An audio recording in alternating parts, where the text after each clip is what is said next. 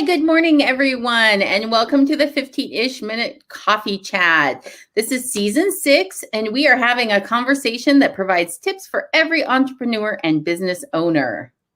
Yes, Amy Uptgraft wrote her first full-length play in 2015 and knew she wanted to build something stronger and bigger around her passion for theater.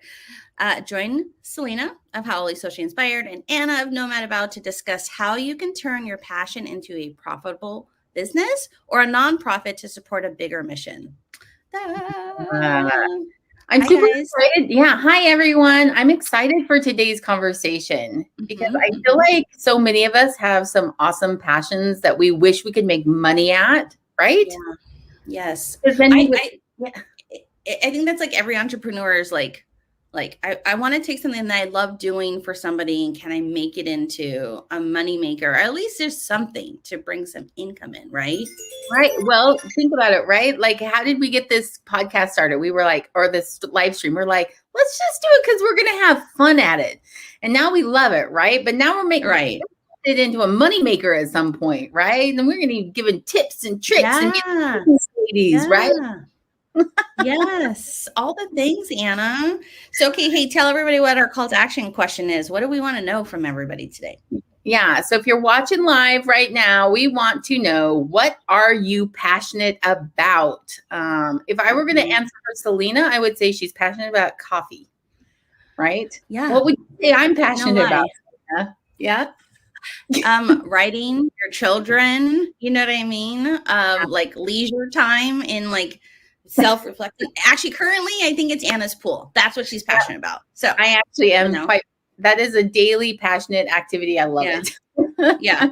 It's a goal of ours, guys, in season 7 or 8 to do a show in the pool. So we're trying to figure out how to make this happen. So we got to find the guests for that. Yeah, right. All right, guys. Like Anna said, she's asking you down below. You'll see a little thing going by. What are you passionate about? We just want to know. Is it crocheting? Is it watching Muppet shows? Is it whatever? You know, maybe do reviews and you become like an amazing influencer. Who knows? The world is your oyster. Tell us what you are passionate about. We really want to know. Yes. Yeah.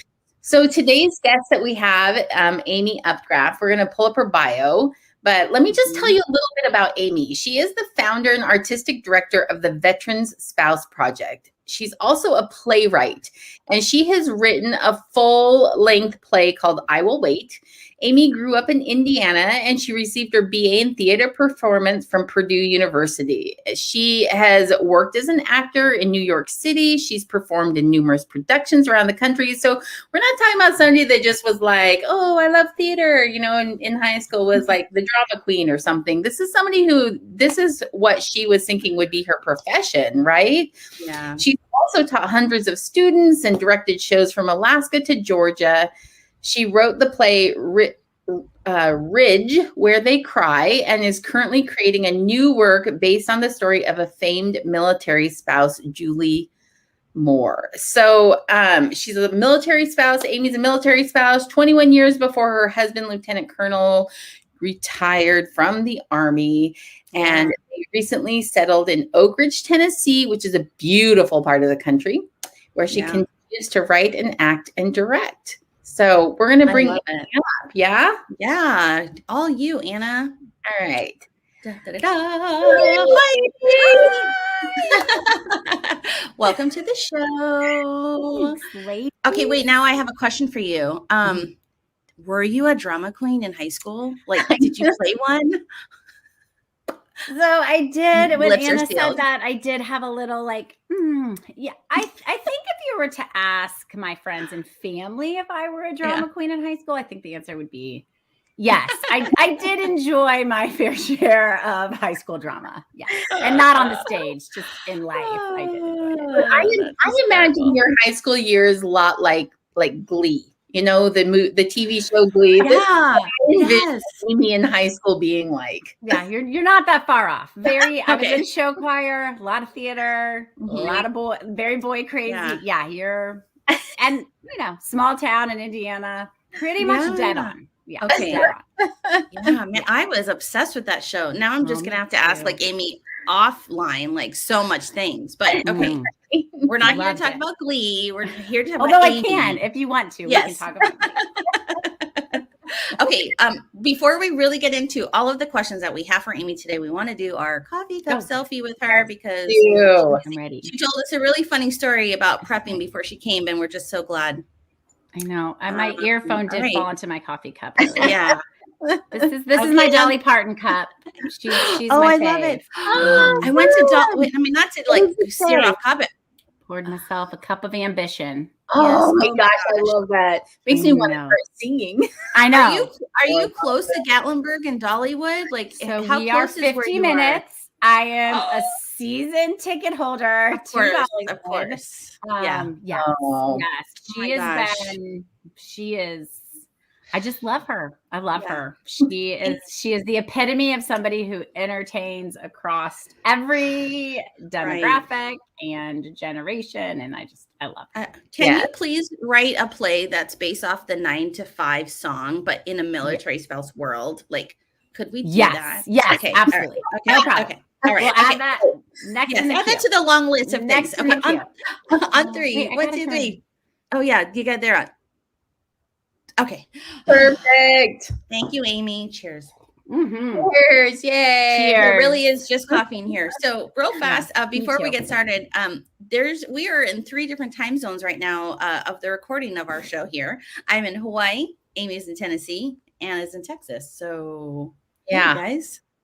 Military life. Keeping it real. Yeah, we are. Totally. Okay. Okay, Anna, what are we doing? Like, what's next? I'm so excited about Amy that I'm like all verklempt, or I don't know what the proper word is. I'm excited. I'm excited. So today what we're going to do, we really liked, so last week we had Jan Kaeo on, and she is a leadership expert with Dale Carnegie in Hawaii. So good. And so we did these hot shot questions for Jan, and we've done something a little bit similar with Amy. And really what we're focusing on today is she took a passion of hers and she has turned it into a nonprofit. And for anyone that runs a nonprofit, you will understand that running a nonprofit is just like running a for-profit. It's the same thing. You have all the same responsibilities, plus the added benefit, the added responsibility of fundraising in order to make your financial goals. So I would even put it maybe on that next level difficult. You know, it's like having to make sales or your business tanks, right? So, so we've got 4 questions coming up for Amy today, all about how she turned her passion into a nonprofit business and kind of what that looked like for her. So we're just going to go ahead and get started with question number 1. I'm going to throw it up here on the screen. And Selena, do you want to take the number 1? Yeah, I'll do number 1. Okay, Amy. Are you ready? Yeah, I'm ready. Okay. How would you identify a passion versus something that just seems like it would be a lot of fun? Well, so I would argue that my passion is also a lot of fun. I do genuinely love to do it, and it is a lot of fun. But I think for me, I just realized there was a point in my life where and this is going to sound dramatic, so just brace yourself. But I didn't want to live without it. Like, I remember when I went to college and my dad was like, okay, so what are you going to major in? And I was like, theater performance. And he was like, okay, well, what else? And I was like, no, just theater performance. And he was like, well, what about like a minor in education? And I was like, nope, just theater performance. Like that's, and and we went down the list like, well, I think you would be great at this. And what about this? And I was like, there's actually nothing else I want to do ever. Like I want to do this. And I know it won't make me any money. And I get that it's a terrible idea on paper, but I don't want to do any of like this is what I know I was meant to do. So I just have to, I watched a TED talk today, a TEDx talk today, and it was about this. And though I can't even tell you the name of the speaker, but she was talking about if you want to be successful. And she said, your success better be rooted in something that keeps you up at night because if you didn't have it in your life, you would be miserable. Oh. And I was like, oh, that's such a powerful comment. And that's exactly what you just said, basically. Yeah. Like it would keep you up at night. You would be miserable if you did not have this in your life. And that's just how I feel. I mean, I think that, and that's partly why, you know, it took me a long time to kind of find out how to marry the military and the theater, because it was hard. You know, they don't necessarily fit together. But I just, it never went away. I mean, I was like, I could go get a job doing this, but I just want to do this. Doesn't fill your cup, right? This is where I'm meant to be. This is, you know, when I walk inside a dark, musty, empty theater, I immediately am like, this is home. This is where I belong. Whereas I'm like, oh, I'm in a horror movie. I know. It's fair. That's fair. I'm just kidding. Oh my gosh. No, I love that. And I think that's so true. Like you said, right? Just if I can't live without it, it's just, you know, and it just, I just kept circling back to it. I mean, I think I would be like, it's not practical for military spouse life. It's not practical when you have a million little children everywhere and your spouse is never home. Like, this isn't practical. I should do something. I should really find a real career. Like I should. And then I just was like, but I don't want to. Like, I don't like, this is it. This is what I want to do. I'm going to ask you this. Don't you hate when people say a real job? Yeah. Yes. I come from the restaurant background, and people are like, so what are you going to do for real? And I'm like, I'm for real working. I'm for real getting a paycheck. I'm really doing this real job. Really doing this right now. Yeah. So, you know, it's funny about it. Okay, anyway, I just thought I'd ask that question because I'm like, oh, this is why I think I'm going to enjoy Amy. Like this could go longer than 30. I'm having a great time already. I know. Okay, Anna, let's shift over to that second question. Or, we have to have a backstory. So Anna's going to ask. Yeah. So we realized that with the second question, we do need Amy to just give us a little more information on something. So Amy, can you talk to us a little bit about your play that you wrote, the I Will Wait play? Just tell us about it. Love to. Okay. So back during my husband's 4th deployment, I had just had our 4th baby and was having a hard time. Was in a depression, was seeing a therapist, and was just kind of in that moment that maybe we don't all go through, but I definitely went through. We're like, how did I get here? Like, what? Whoa, did my life really take a lot of hard turns? And so I just decided that for me and the theater and the background, that I was just going to put all of what I was feeling into a play. It's kind of how my brain works. I think in dialogue. And so I just started to write, and I started then to interview other spouses and spouses that were my peers. I went into retirement homes and interviewed World War II spouses and Korean era spouses and VFW, the VFW, Vietnam era spouses. And the stories that were just pouring back to me were like, they were just stopping me in my tracks. And so I just kept like putting it in. And so I Will Wait is what came out of it. And it is a play that starts in World War II and it moves to Korea, the Korean War, Vietnam, Desert Storm, and then ends in the current cycle of war. It has 5 original songs that a rock band plays, music from kind of each era, some genre, era. And it just tells the story of military spouses. It tells the story of sending people we love to war and how it changes them and how it changes us. And it addresses some of the things that are unique to those particular time periods. And then it also addresses the things that are just universal in how war changes, not just the service member, but all the people that love them.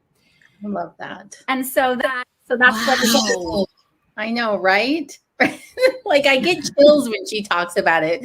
Maybe because I am a military spouse, right? So I'm like, I know that journey. And then I think about my mother-in-law and my mom, who were both Vietnam era spouses of soldiers, right? And I think, I don't really know their journey, but I do kind of like, you know what I'm saying? We hear so much about the veteran journey, and we don't talk all the time about that spouse journey and the people that are at home sending their soldiers off to war. Anyway, I mean, but you just create this connection with all the generations, right? Like you allow me to connect with my, like Anna, like with my grandmother and with, you know, and wow. Amy. Well, and there was a moment where I talked to this woman, Rosie, who was a World War II era spouse. And she talked about how the day that Pearl Harbor was attacked, they were out in the country riding in their car and they heard it over the radio. And she knew instantly that her life was going to change. And it just knocked me over, because I can remember brand new First Lieutenant Amy Uptgraft when 9/11 happened.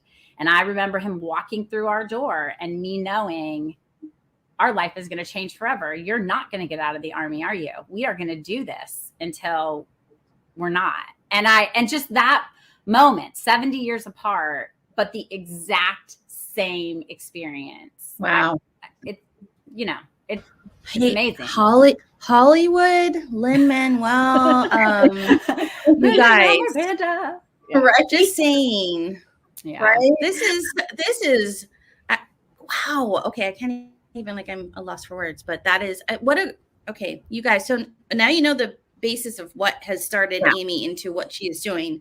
That literally, though, is this available on a Hollywood VCR, a DVD, streaming? Well, like how do you get the pleasure? I know it's coming though, right, Amy? We're working on it. We're working really hard to get it into more homes for sure. Yeah, we're gonna manifest this out, Lynn. This is a great play you should take on. Okay, Lynn, let's do it. Let's do it. Lynn, come on, join us. Everybody watching has no idea who Lynn is, because that was before we started recording. So you better explain who Lynn is at this point. Who doesn't know who Lin-Manuel is? Like Moana, Hamilton, and the latest in the Heights. Yeah, I mean. Mary Poppins Returns. He's everywhere. Yes, I mean, we could go on and on, right? He's everywhere. I mean, he's everywhere. If you don't know who Lynn is, you don't deserve to listen to the rest of the show, you guys. Like, seriously. I'm kidding. Don't get out of here. I'm just kidding. Just kidding. Continue on, because we have further great questions that Anna is gonna throw upon Amy. So that was just, I mean, what Amy just talked about is really so hard. It's just moving, just listening to her talk about the process of writing this play and how it came about. And that's just the backstory. So our question, Amy, for you now is, when did you know your play was going to be bigger than just an idea or a single effort? And when I say single effort, I mean, like, you know, like you write a few scripts out and you're like, this is awesome, but you don't actually go anywhere with it, you know? When did you know it was going to be bigger than that? So ironically, I can tell you the moment. So in theater, when you're kind of working on a new piece or a new project, you tend to workshop it. You know, there'll be readings of it and you edit and can have actors come and read. And then hopefully if successful enough, you can workshop it. So kind of our first production of I Will Wait was what I view as like a workshop. You're kind of just like throwing it all out there, and you're inviting an audience, because theater really only works when you have a live audience to react to it. Right. And then you're just going to see, which is terrifying, because you're like, what happens if it's just terrible? So we were workshopping it, and the cast had about 25 actors in it. There were 100+ people watching it. And I was backstage at the end, about halfway through the first act, towards the end of the first act. Mm-hmm. And there's a really, I hate to give anything away, but there's a really beautiful moment that happens with a spouse and a ballet dancer. There's a ballet number in the middle of it, and there's just a beautiful moment that happens. And as it was happening, I heard the whole theater just. And then I started to hear it. Like, I could hear people start to like get emotional, and I could hear like the reaction. And you know how you can feel the air in the room change, and you can feel. And I remember like squatting down backstage and starting to like get emotional myself because I remember thinking it's working. Like it's working. Like they're hearing it, you know, like it's resonating. Yeah. And that's when I knew in that moment that I was like, we should probably try to do this.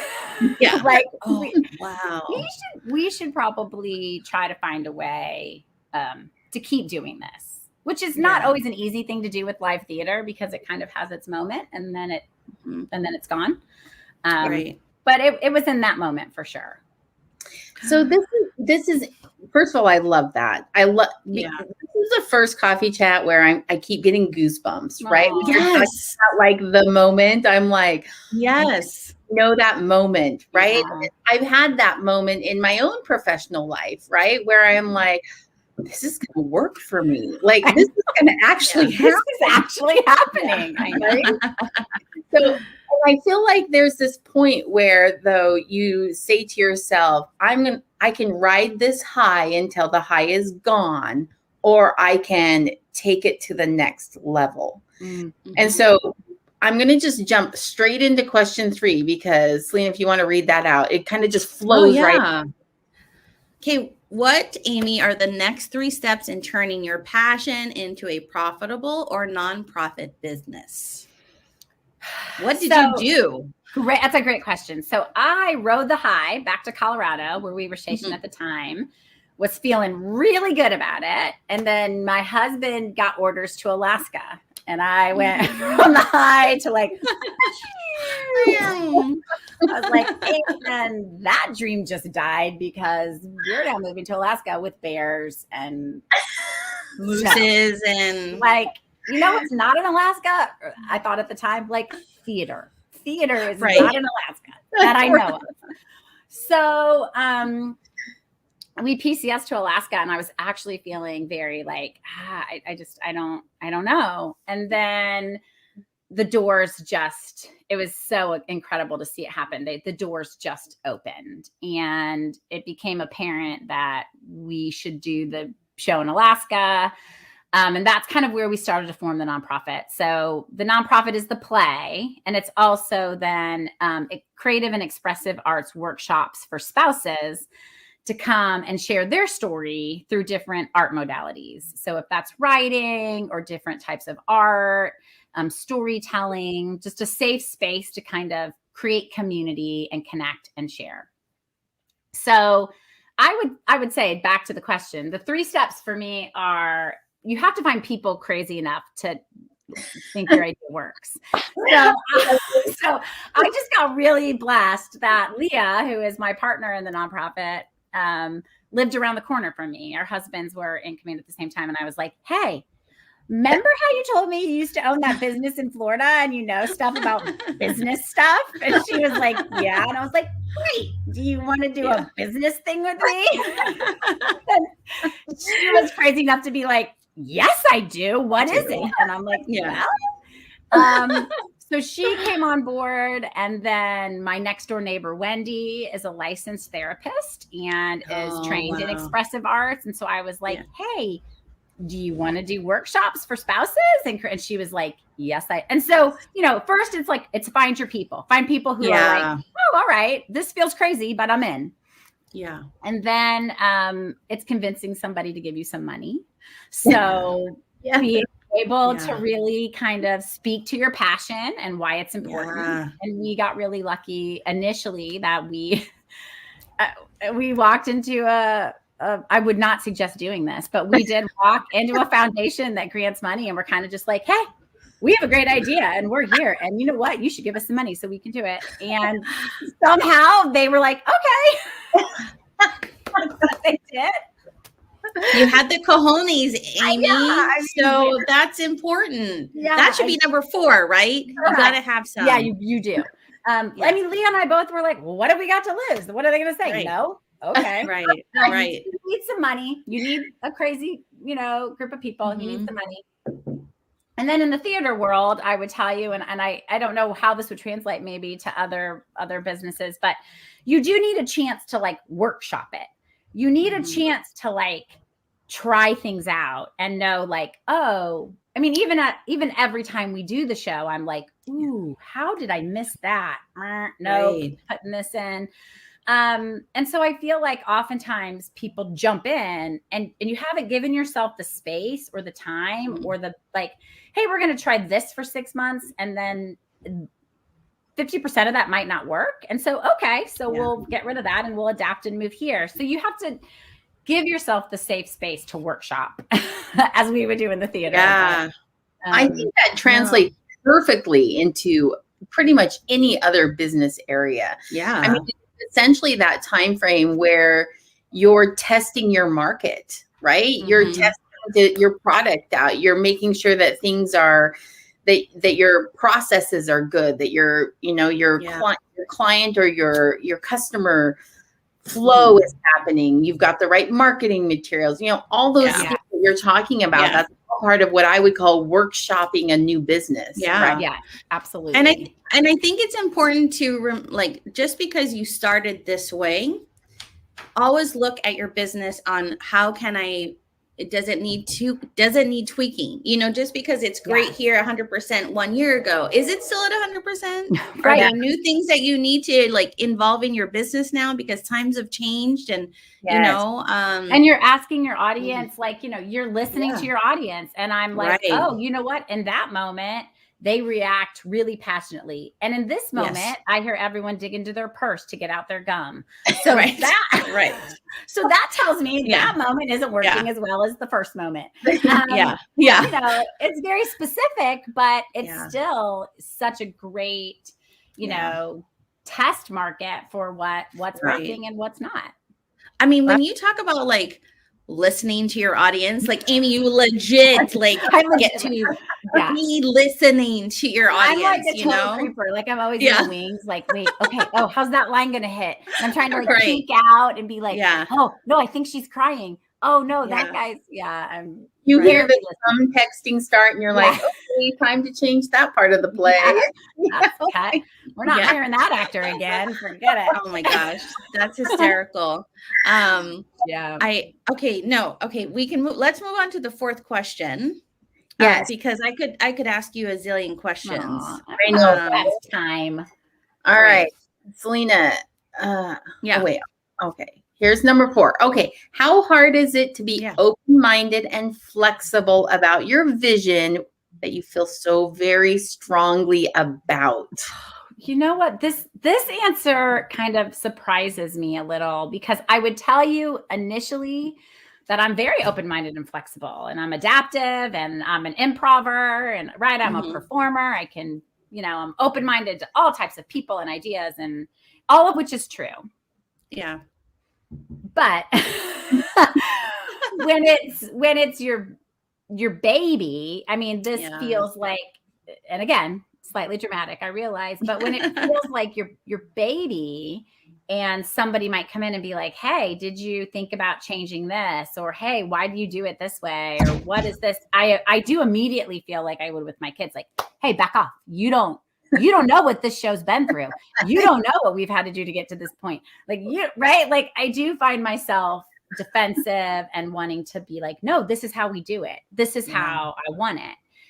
And I do think there is an importance to being able to say, no, this is how I want it. And as the person that created it and runs it, I have the authority to say, this is how I want it.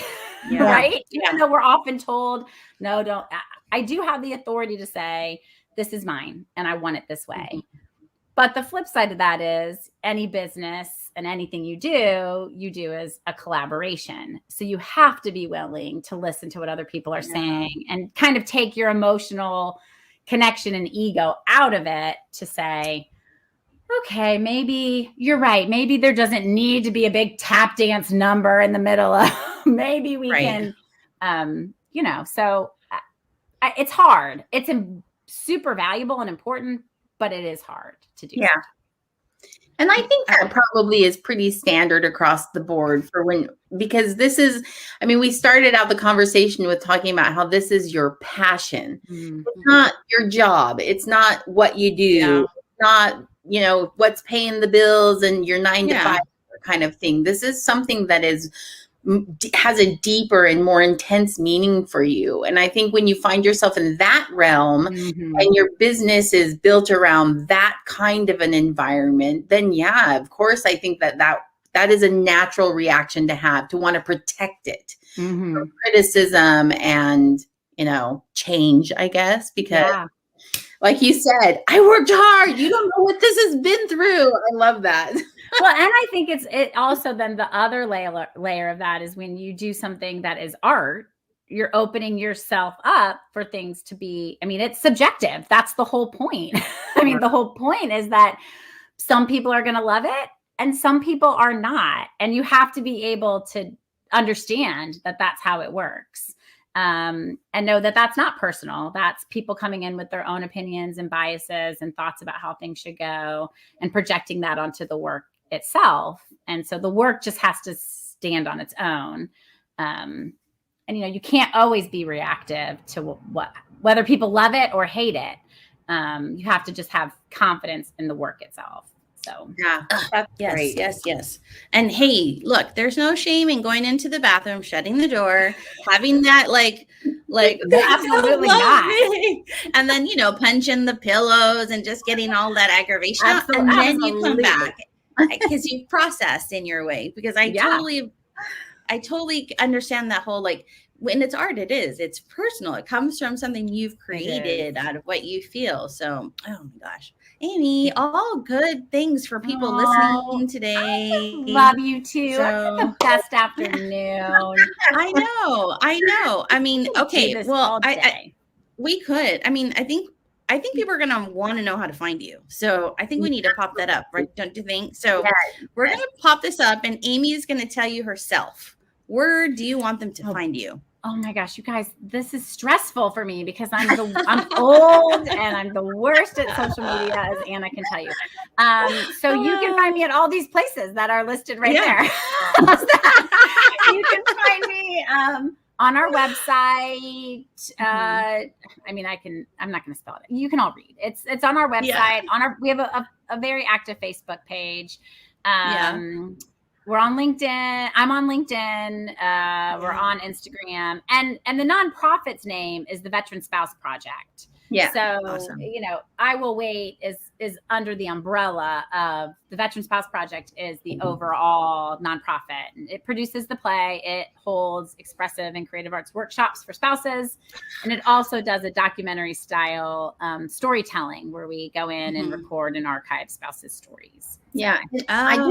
Let me just throw this out there really quick. I love this organization. I think that it does such a beautiful thing for military spouses, and it's totally unique. This is not like your normal support organization that you find within the military. So I just want to mention a couple of things. The documentary styles that she's talking about can be found on their YouTube channel, and they are really good. It's between 3 and 6 minutes. I think the longest is there's some that are longer, but they're so highly recommend just taking a peek at those. And it really is literally just a spouse telling their story, and it covers all different topics, and it's very moving. And then they are currently doing their workshop series now, and it's focusing on, I would say, wellness things right now. And so this month there's some meditation and there's some mindfulness kind of things. So if that's something that you're interested in, these are free to military spouses. There's no charge. So head to their website. You can register there, right, Amy? Yeah, absolutely. Yep. And it's under the umbrella of Healing Through Creativity.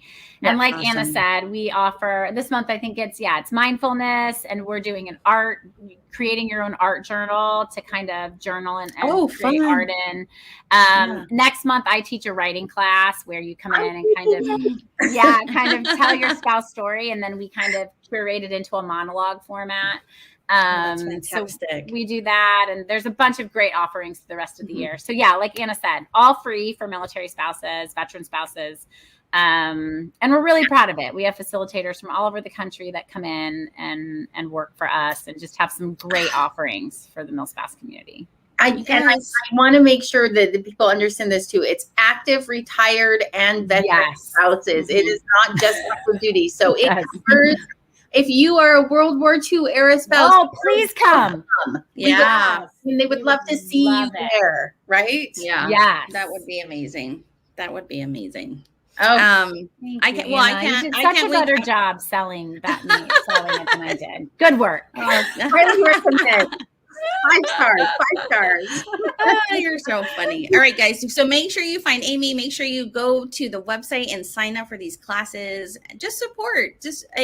It's good to support another cause. You know, that's not just about yourself. So okay, I'm going to shift over to our tip jar real fast, so we can kind of just share all the good things. Anna will tell you all what this is. Yes. So Caitlin Eldridge is our resident CPA that gives us some great financial tips for entrepreneurs and small business owners.